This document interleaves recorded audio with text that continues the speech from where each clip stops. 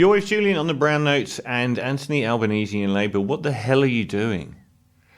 There is an enormous importance, perhaps more than ever, of having a Labour government at the moment, and the notion that the Liberal government, were they to return like the Republicans in America, are so corrupt and evil and horrific to our economy and the distortive impacts of their economic policies and their cronyism, that it's so dangerous to actually have another Liberal government for a very long time.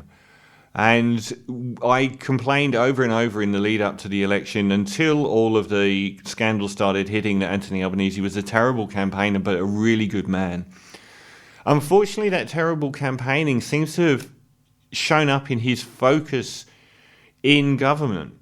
And believe me, when Channels 7, 9 and 10, 2GB and the Murdoch press all want the Liberals in power, even if they don't want them in power just yet, because they're so bad even they don't want them in power, what they do want is the weakest possible Liberal Party.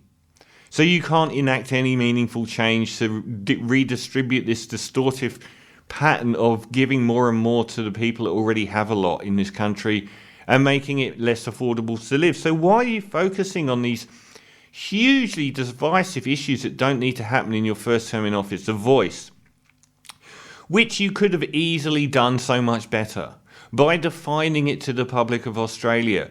There's still so many people that don't even understand what it's for, but you're focusing on that, focusing on fighting the Greens. And lately, the housing crisis, you're saying that if you can't get your policy of getting, I think, 50,000 new homes put through Parliament, that you're going to call an election. What the hell is going on there? Don't threaten an election now. It will not look good for Labour to have an election in the middle of a cost of living crisis, which, even though it isn't your fault, it's the fault of the neoliberal economic paradigm Australia's been under for the last 30 years. Particularly under the Liberals of John Howard, which has led to the disaster economically that many of us are living today, you're going to get the blame. Undoubtedly, you'll get the blame. All of the interest rate rises were deliberately kept until you got in power.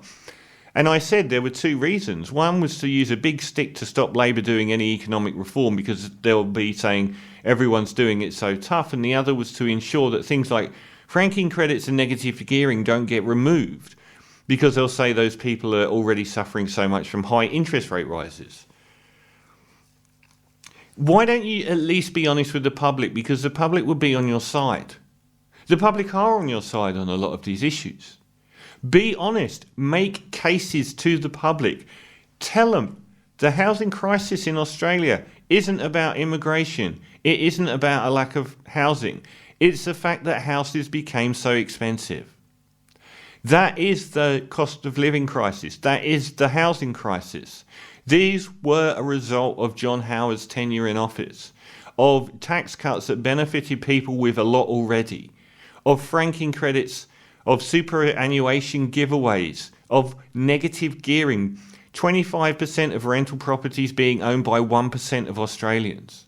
Make these cases to the public.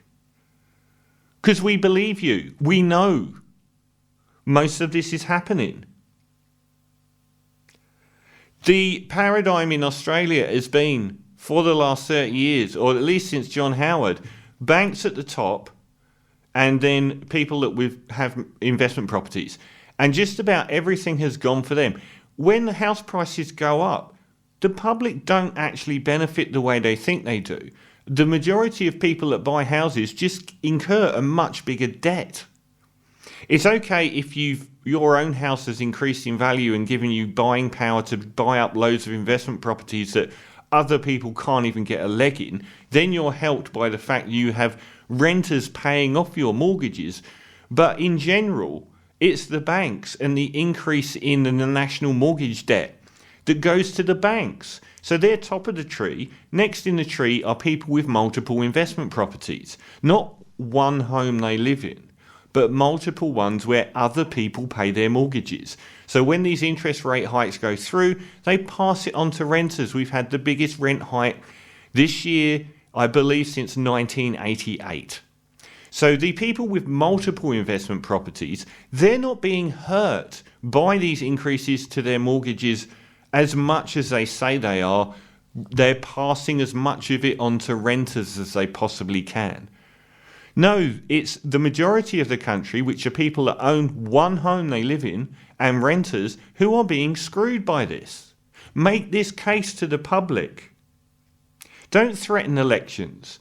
The Voice is an entirely honourable thing, but you've screwed the handling of it so badly, I've done many pieces on this, that you should cancel it. Even if it gets over the line, it's going to bolster the support of the right, who are cratered in this country. Dutton is so unelectable, but you're giving him this sheen of, of fighting for the people over the Voice. If you couldn't make the case for the Voice in the first 5 minutes, you shouldn't be doing it now, a year into the process, when you still can't define it, or even when it's happening? Ask the average person on the street what it means. Ask the average person, and disinformation is dominating the discourse. All these things will happen. None of them will happen, but the right-wing news media is certainly making hay out of it. We voted for a Labour government. We were ready for a Labour government. Be a Labour government. Focus on Labour values, economic values. Don't become more like the Liberals. I've said over and over, why when Labour get elected do they suddenly feel like they have to become like the Liberals? But when the Liberals get elected, they are exactly themselves. They never bend towards Labour in any direction. They pretend to be a bit like Labour in the run-up to an election, but once they get in, they're 100% the Liberal Party. The Labour Party is 100% the Labour Party until they get in, and then they're apparently 50% the Liberal Party. You're focusing on a lot of things that are bringing unwanted attention to you. And I've said last week, do not sack Anthony Albanese under any circumstances, because we're back in that paradigm of ditching a leader every 2 years and completely neutering the government. We need Labour in power for several election cycles to try and right the ship that is the unfairness that has happened to this country. We've seen one of the biggest societal paradigm changes in Australian history, and the same in the UK and the same in a lot of other places, which is you work your whole life under the notion that your lifetime's endeavours will be in a house that you own and you'll keep that wealth.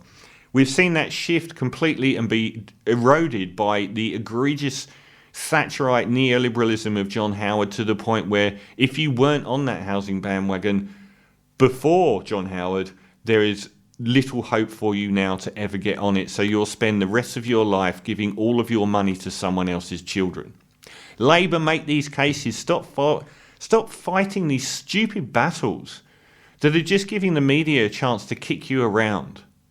Remember, the entirety of our mainstream media outside of SBS and ABC is incredibly right-wing, and they love all of this stuff. So do your job. Be a Labour government. I voted for a Labour government. This country needs a Labour government. I don't know what you're being.